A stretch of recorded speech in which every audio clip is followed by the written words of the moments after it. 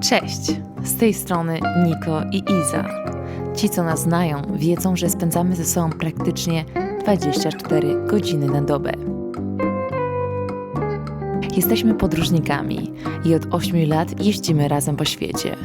Poznaliśmy się w Chinach, na studiach, 9 lat temu. Kochamy wyprawy motocyklem. Dlatego 3 lata temu kupiliśmy 2 motocykle w Kolumbii i zjechaliśmy nimi aż do Argentyny. To była jedna z naszych najpiękniejszych podróży.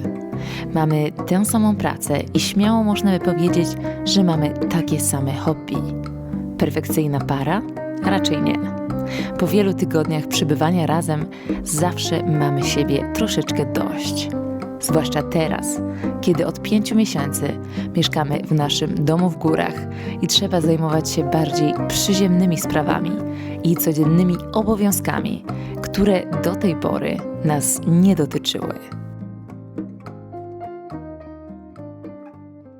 Bom dia! Kochani, vlog będzie inny, ponieważ nie ma na nim Nikolasa.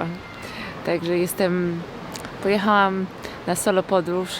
W końcu trzeba odpocząć od męża troszeczkę. Mąż też musi od żony odpocząć. Także witam się z Wami. Skąd? Z Madery. Maderę wybrałam zupełnie przypadkowo. Miałam lecieć gdzie indziej, na Bliski Wschód, ale były tam wtedy powodzie, więc na szybko szukałam innego miejsca. Bilety na Maderę były dość tanie. Zapłaciłam 1000 zł tam i z powrotem z Katowic i była to dla mnie najlepsza opcja. W 5 godzin byłam na małej wyspie na Oceanie Atlantyckim, gdzie przez kolejny tydzień miałam odkrywać tą niesamowitą wyspę na motocyklu Royal Enfield Himalayan. Jestem już na miejscu, więc biorę ten motocykl. Słuchaj, trochę jestem zdygana, to jest Royal Enfield Himalayan. Mam go w super cenie, ponieważ pokazuję Wam, gdzie go biorę i w ogóle z jaką firmą. Także dają mi go naprawdę za 20 euro. Ale normalnie on kosztuje też nie za dużo na dzień, 45 euro. Wydaje mi się, że to jest bardzo spoko cena za taki porządny motocykl. Kurczę, powiem Wam, że się dygam, bo tu są takie strome uliczki. Jak patrzyłam, Pan mówi, że nie wierzyła zawsze Google Maps, ponieważ czasami mi pokaże jakieś właśnie uliczki super strome i jak się tam zatrzymie na podjeździe, to mogę mieć problem, także żebym wierzyła własnemu przesądowi bardziej, po prostu własnej intuicji. Także co? Jedziemy.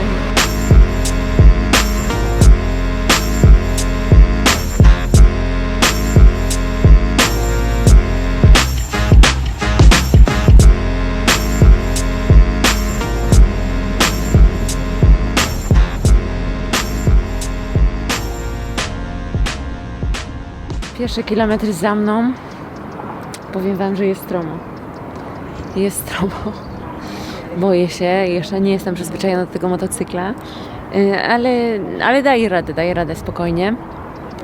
Tylko mam dużo adrenaliny. Jak widzę, że jest taka stroma ulica, to pierwsze patrzę, na jedną zawróciłam faktycznie, bo się bałam, co będzie na końcu, ale potem zobaczyłam, że tam autobus jechał, to stwierdziłam, mogłam jechać, ale jednak nie, bo słuchajcie, pierwszy dzień sobie daję na po prostu takie rozpoznanie terenu i zobaczenie, jak mi się jeździ na tym motocyklu, czy wszystko ok, żeby się po prostu do niego przyzwyczaić.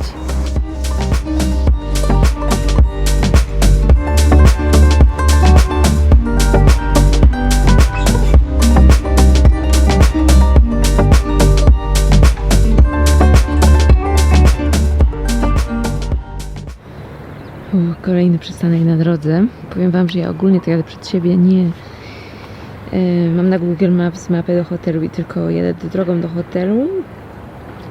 A jak są jakieś ładne miejsca, to zatrzymuję się, ponieważ chcę jak najszybciej zostawić w hotelu moją torbę, bo ja się nie mogę za bardzo z nią tutaj ruszać. Po zostawieniu mojego plecaka w Airbnb pojechałam od razu na mój pierwszy trekking na Maderze. Właściciel Airbnb polecił mi trasę 25 Fontes, która zaczynała się około 20 minut drogi motocyklem od mojego apartamentu.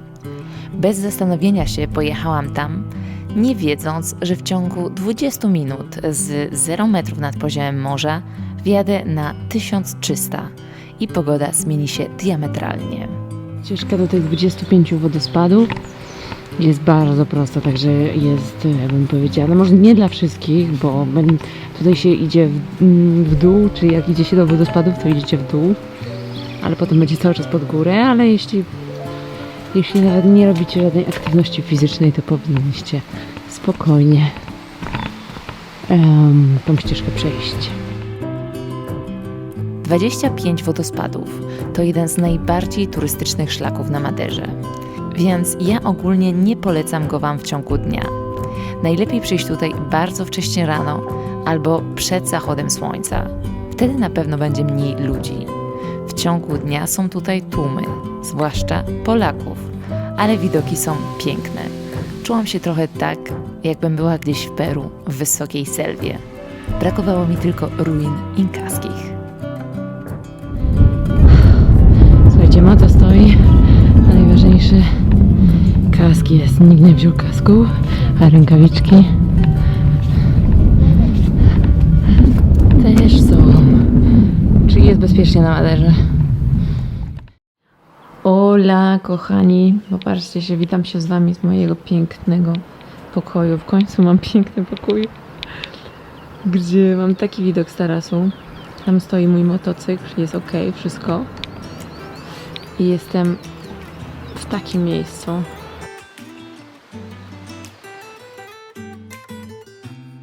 Po porannym spacerze nad oceanem pojechałam na szczyt klifów. Powiem Wam, że Madera to jest absolutny raj dla ultratrailowców czy dla biegaczy. Naprawdę jest tu tyle ścieżek. Naprawdę, co ja gdzieś staję, żeby sobie zobaczyć, gdzie jestem w ogóle, to jest jakaś ścieżka trekkingowa. Teraz znalazłam Camino Real do wioski Paul de Mar, do wioski, do miasteczka. Przepiękne widoki już z punktu widokowego, z samej góry.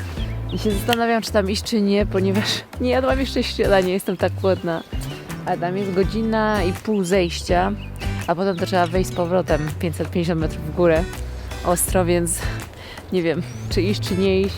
Boję się, że tam jeszcze nie będzie słońca, bo jestem na zachodzie wyspy i tam widzę, przed chwilą jak byłam w Jardín del Mar, tam jeszcze nie było słoneczka.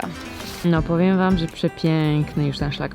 To jest sam początek, tam macie miejscowość Paul de Mar, a tutaj ten klif przepiękny i taka ścieżka. Powiem Wam, że tak się cieszę.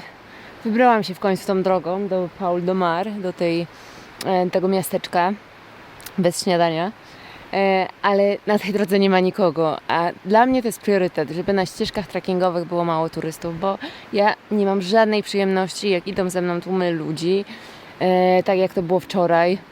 Nawet potem później wczoraj byłam sama już na koniec, ale no, jak jesteś po prostu na tej ścieżce jedną z niewielu turystek, to jest pięknie.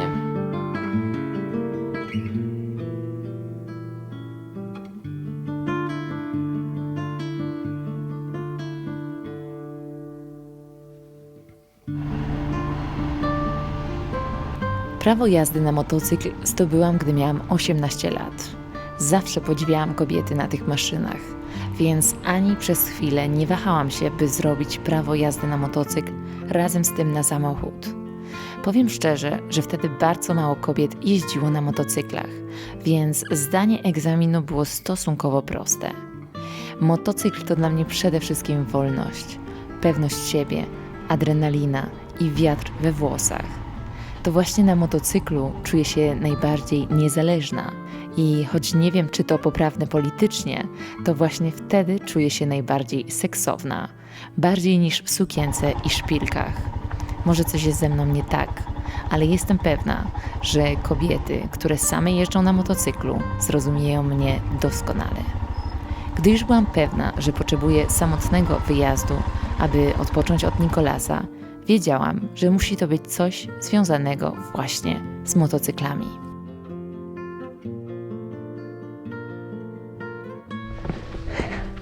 Dobra, jestem po pierwszym małym offroadzie na Himalajanie dał rady, ale wolę moje małe enduro, które miałam w Kolumbii. Dobra, idę gdzieś na słońce, jeszcze może dronem polatać.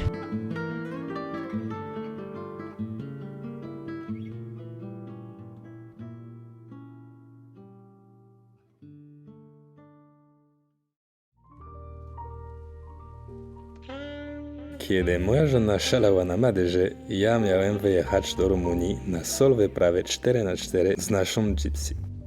Niestety dopadła mnie choroba i spędziłem długie dni w łóżku, śledząc relacje mojej żony na Instagramie.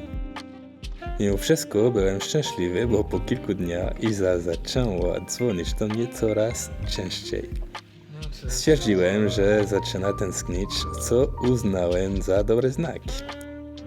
Ale po paru dniach bycia w łóżku już nie wytrzymałem. Spakowałem się i pojechałem w Pieniny, gdzie przez 2 dni jeździłem offroadem i spałem w naszej Gypsy. Obudziłem się o 4 nad ranem, kompletnie zaskoczony szaloną pogodą waszego kraju. What the fuck? Whoa. That's fucking crazy. Okay, so let's go. Oh, it's slippery. Oh. Jesus, I hope I won't have any problem going down. Ku mojej wielkiej radości mogłem się przejść i cieszyć się tym ostatnim podregiem zimy, który z przyjemnością sfotografowałem.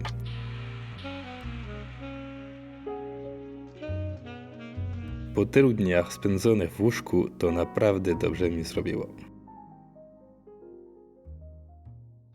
Buenos dias, kochani. Kolejny dzień, 3. dzień na Madeirze. I wychodzę z mojego pięknego domku. W ogóle wam pokażę, jak on wygląda. Tak wygląda. Tam kiedyś miałam pokój wczoraj, ale teraz już nie mam tarasu. I co? I jadę sobie na trekking. Jadę na trekking teraz rano, tutaj na zachodzie wyspy, bo wtedy jest tam cień. A ja w tych spodniach motocyklowych to jest tak niewygodne chodzić w spodniach motocyklowych. Na trekkingi jestem cała po prostu mokra. Zastanawiam się, czy nie zostawić gdzieś koło motocykla dzisiaj, bo na razie nikt nie ukradł mojego kasku ani rękawiczek, więc może spodni też nie. Udało mi się wyhaczyć śniadanie. Mam 2 razy pastel de nata i kawę chińską. Mówi się na nią chinesa, to jest kawa z mlekiem tutaj. Z takim widoczkiem.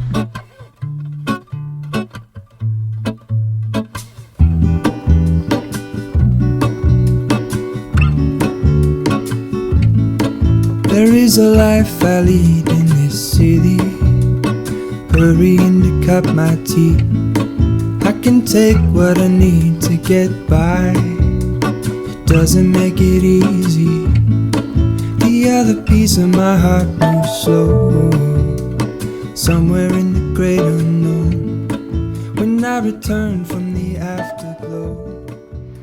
Więc dzisiaj nowy szlak. Też podobno nie ma tutaj nikogo, znaczy nikogo, widziałam 3 osoby. Nazywa się Vereda do Pescadero. No jest widać, że jest naprawdę, będzie bajecznie. Jest bardzo surowo i dziko tak. Na 3. trekking wybrałam sobie bardzo mało uczęszczaną weredę, zwaną Vereda do Pescadero. Skąd wiedziałam, że jest ona mało znana? Ponieważ na Maderze korzystałam z e-bookach takich twórców jak Los Italianos, którzy napisali niesamowity przewodnik po tej wyspie. Bardzo go wam polecam, jest to absolutna kopalnia wiedzy i 500 stron niesamowitych polecajek. Doszłam na sam dół Veredy, szlaku, także jestem zaraz przy oceanie. 500 metrów w dół, teraz trzeba będzie iść do góry. Oczywiście widoki są najlepsze z trasy, już tu na plaży też są fajne, ale lepsze były na szlaczku. Także teraz 500 metrów w górę.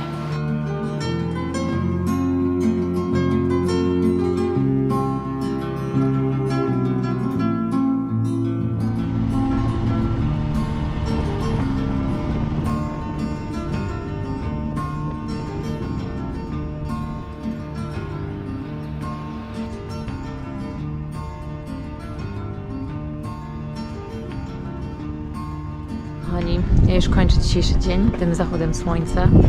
Właśnie byłam jeszcze coś zjeść i mam pół godzinki do mojego Airbnb, także jadę już, bo już jest 20:45.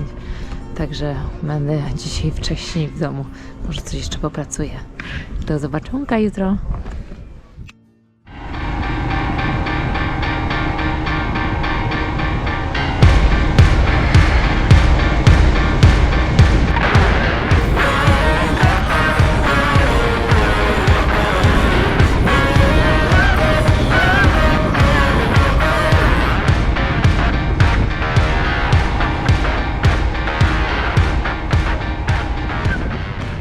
Dzień dobry kochani, patrzcie gdzie jestem.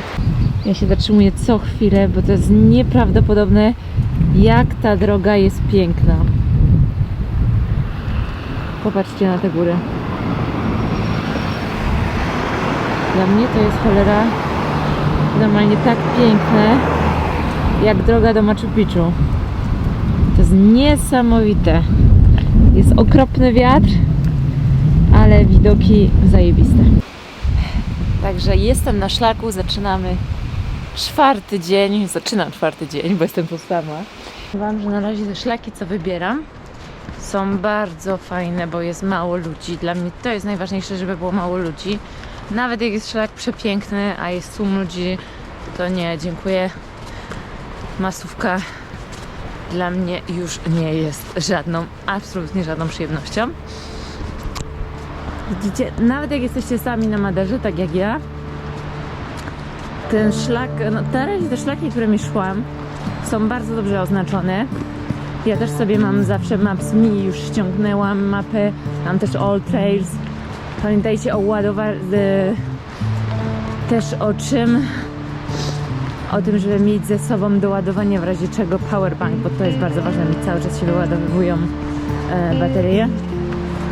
Bo jak jesteście sami, Boziu, ale ten szlak jest piękny. Jak jesteście sami na szlaku, to no tutaj ciężko wam będzie pomóc, jak nie będzie sygnału. Ale tak jak mówię, no te szlaki, którymi idę na razie są łatwe, więc ja się nie boję, nie? Zresztą idą dwie osoby tam daleko za mną. Widziałam też, one nie są całkowicie puste.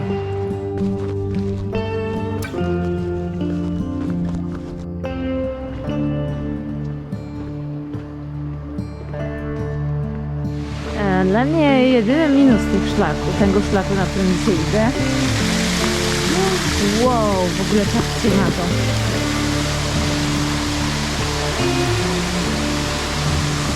To są tunele. Powiem wam, że jak idę sama, to jest takie creepy, no ja się trochę boję tam. Musicie mieć czołówkę. Światło z komórki nic nie daje w takim tunelu. Także idę. Ten tunel ma być jakiś długi trochę.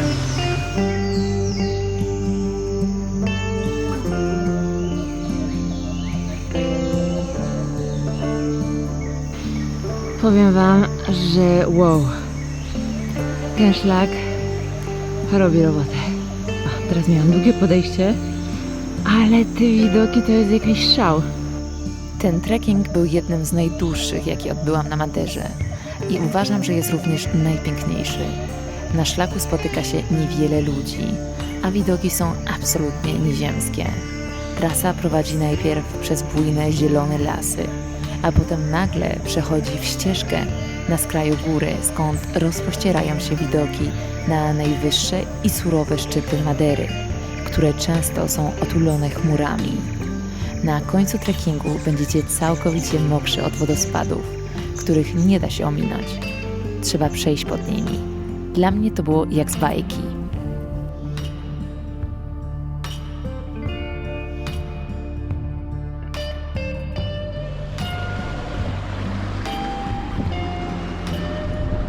Co za trekking. Nie patrzę na was, bo uważam pod nogi, bo już się raz prawie wyrąbałam. Wow!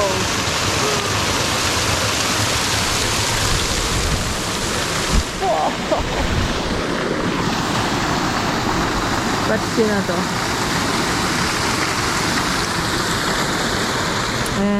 To jest mój czwarty trekking na wyspie. I jak dla mnie on jest na środku wyspy Jak dla mnie jest to najpiękniejszy trekking jak na razie.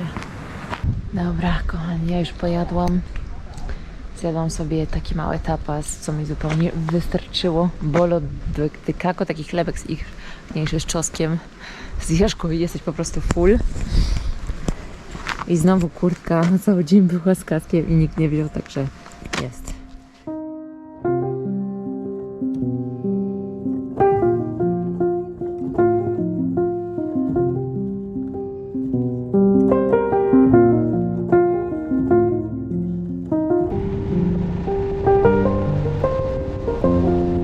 Przyjechałam sobie w pobliżu tej drogi, co nią szłam wczoraj z trekkingu. Mówiłam, że to jest droga asfaltowa.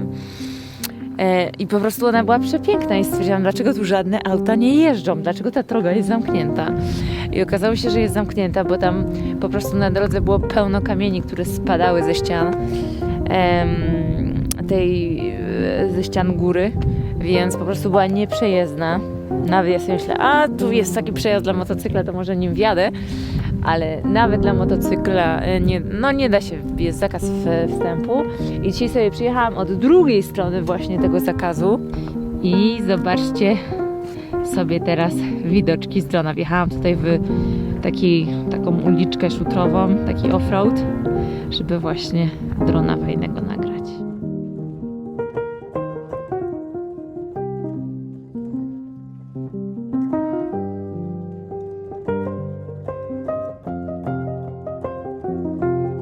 Opowiem Wam jeszcze, jak to było u nas z Nikolasem. My jesteśmy od listopada praktycznie 24 godziny ze sobą. No wiadomo, że są jakieś tam godziny w ciągu dnia, gdzie nie jesteśmy razem.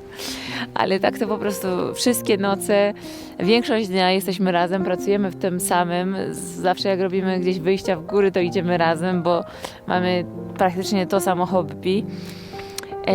Także po prostu od listopada już jest listopad, grudzień, styczeń, marzec, kwiecień, czyli 6 miesięcy byliśmy po prostu cały czas razem i nadszedł czas, kiedy po prostu zaczęliśmy mieć siebie dość.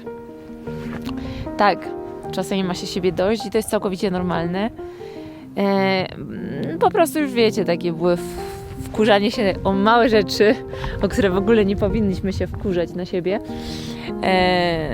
Już też mieliśmy takie, już byśmy chcieli gdzieś pojechać, coś zrobić, ale nie wiadomo co. Każdy miał na coś innego ochotę. I dlatego ja stwierdziłam, kurczę, Niko mówił, że on chce jechać do Rumunii, chciał zrobić zdjęcia dokumentalne właśnie o życiu w Rumunii. Ja mówię, kurczę, mnie nie ciągnie w ogóle do Rumunii na razie. To jedź ty do Rumunii, a ja nie wiem, zostanę w domu albo coś zrobię. No i akurat się udały. Bilety do Madery kupiłam tanio na Maderę i stwierdziłam, no to ja lecę. No i okazało się, że ja poleciałam. Niko nie pojechał do Rumunii, został w Polsce. Tak naprawdę zrobił sobie tam parę dni off-roadu gdzieś w Pieninach, a ja jestem tutaj, także właśnie taki czas dla siebie samej super robi. Także jeśli razem pracujecie jako pary, jeśli macie siebie dość, to fajnie jest czasem właśnie od siebie odpocząć, a potem na nowo, wiecie, jak się spotkamy, to na nowo, że tak powiem, ta miłość kwitnie.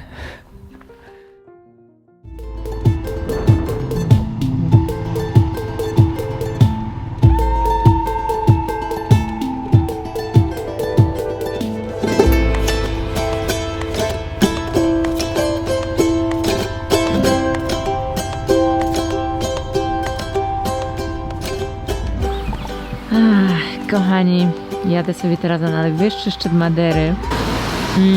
Niestety pada deszcz, więc droga jest, jak wiecie, mokra. Ja się trochę zawsze dygam jeździć takimi mokrymi drogami, bo się boję, jak ten Himalajan reaguje na mokrą drogę, ale jest okej. Ale popatrzcie w ogóle, w jakiej zieleni jestem. Dzięki temu, że tutaj pada na północy wyspy, to jest tak zielono. No nie wiem, ja jestem zakochana w tym terenie. Ekstra. Nie mam pojęcia, jak to będzie tam na tym najwyższym szczycie Pico Ruivo, bo widziałam, że może być w chmurach, może się zdarzyć, że nic nie będę widziała. Moje włosy. Zobaczymy, także. Ale droga jest piękna, tak jak widzicie z GoPro.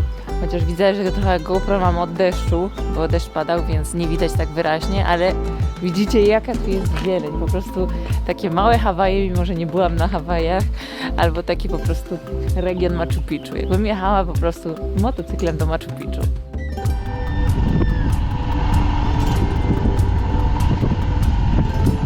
Cholera, powiem wam, że żałuję, że przyjechałam, bo jest tak zimno. Ja musiałam się zatrzymać na ręce, żeby je trochę ogrzać. Myślę, że nic nie będzie widać z tego szczytu, że nie będzie żadnych widoków. Jestem cała przemoczona. Po prostu wszystko mokre. Jeszcze mam 3 km, 5 minut podobno, 2,5 km, ale ja pierniczę. No jadę, już jestem tak blisko, mam nadzieję, że tam będzie jakaś kawiarenka. Trzymajcie kciuki.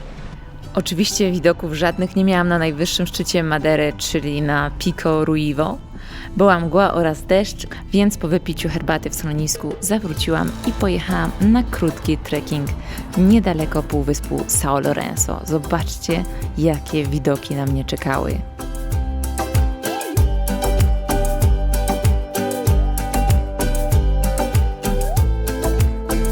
Piękne widoki.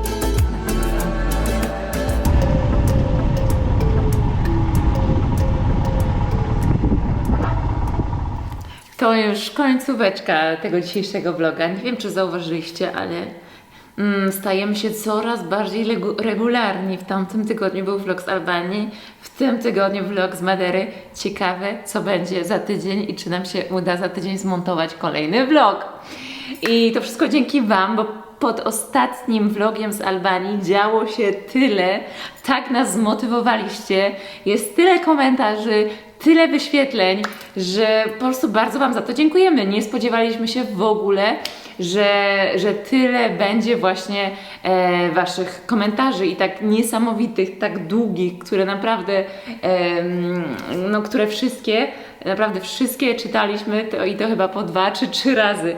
Także dziękujemy Wam bardzo za to, bo to nam po prostu dało takiego kopa motywacyjnego. Także zapraszam oczywiście jeszcze w tym vlogu do subowania przede wszystkim, bo jak ostatnio poprosiłam Was o suby, to widziałam, że bardzo dużo subów w górę poszło. Do komentowania, lajkowania i oczywiście też dzielenia się tym vlogiem z innymi społecznościami. Druga rzecz, o której chciałam Wam powiedzieć. Wybraliśmy 2 osoby, które wygrały konkurs Jack Wolfskin. Było to naprawdę bardzo ciężko. Był to bardzo ciężki wybór dla nas, bo wszystkie te komentarze były cudowne i naprawdę no, ciężko nam było wybrać. Mimo to zdecydowaliśmy się na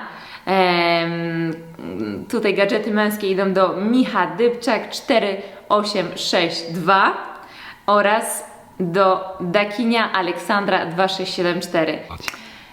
I trzecia sprawa, o której Wam chciałam wspomnieć, ten vlog z Madery, ja byłam tydzień na Maderze, tam jest jeszcze dużo rzeczy, o których ja nie powiedziałam. Piękny trekking na Pico Grande, czy trekking z Pico Areiro do Pico Ruivo, ten niby najpiękniejszy trekking, ale już nie pokazywałam Wam, ponieważ zabrakło nam tutaj czasu, a też po prostu nie chcę, żeby ten vlog był tylko o trekkingach, które były przepiękne na Maderze. Dobra, to chyba wszystko. My wylatujemy już za parę dni do Paryża.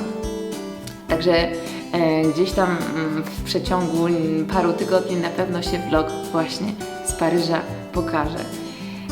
Także co, jeszcze raz Wam dziękujemy, życzymy Wam miłego tygodnia i tyle, nie Nigo? Do zobaczenia za tydzień. Do zobaczenia.